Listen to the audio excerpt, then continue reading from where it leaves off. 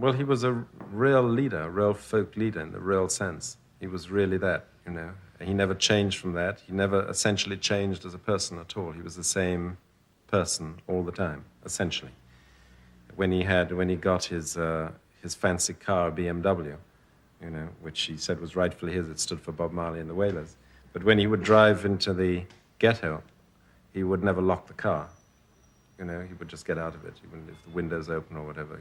He never separated himself from the people. And do you think they enjoyed his success and his material success as well? Very much so, definitely. Because he was a generous-hearted person. He wasn't a mean-spirited person. He was a very generous person. He kept about 4,000 people, basically, were living in some way through him in Jamaica. Are you a rich man? When you mean rich, what you mean? You have a lot of possessions, a lot of money in the bank? Position make you rich? I don't have that type of richness. My richness is life, forever. Hope Road was always swarming with people, and for the same reason, looking for an opportunity, looking for some money, looking for a handout, need a job, my children's school fees, on and on and on. You have lines every day at Hope Road. People from all walks, they bring the baby, they bring the kids, and you have long lines, and he just hand out. And he doesn't just give like pittance, you know, he'll give you enough. You can start something, you know.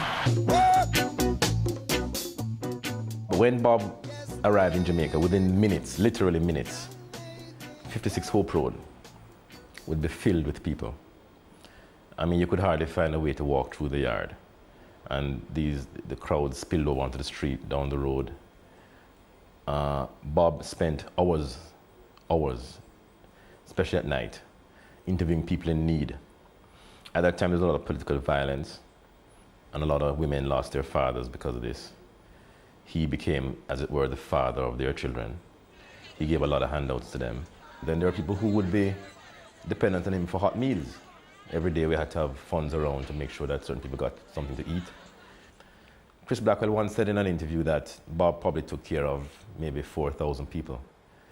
I think that's even a modest estimation. It might even have been much more than that. You're not fit, draw backyard.